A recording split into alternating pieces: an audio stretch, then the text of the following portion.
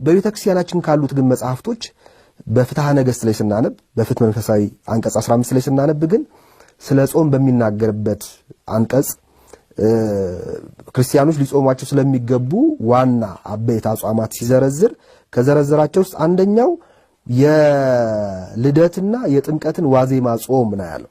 የልደትና የጥምቀት ዋዜማ ጾም እነዚህ ሁለቱ ጋድ ተብለው ይጠራሉ ወይም ጋር ተብለው ይጠራሉና በፍትሐ ነገሥት የታወቀ ጾም ነው ማለት ነው።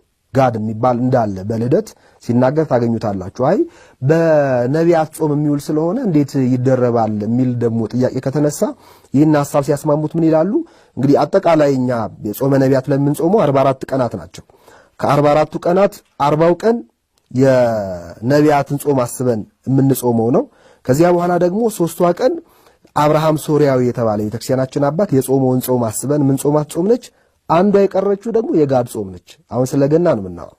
የጋድ ጾም ነች። ስለዚህ የጋድ ጾም ብቻዋን ተለይታ የምትቆጠር ነች እንጂ የነቢያት ጾም ውስጥ የምትካተት አይደለችም። እና እንደዚህ ደራርቦ መጾም ይቻላል። ለምሳሌ በአብይ ጾም ላይ የመጀመሪያው ሳምንት ምንድነው የሚባለው?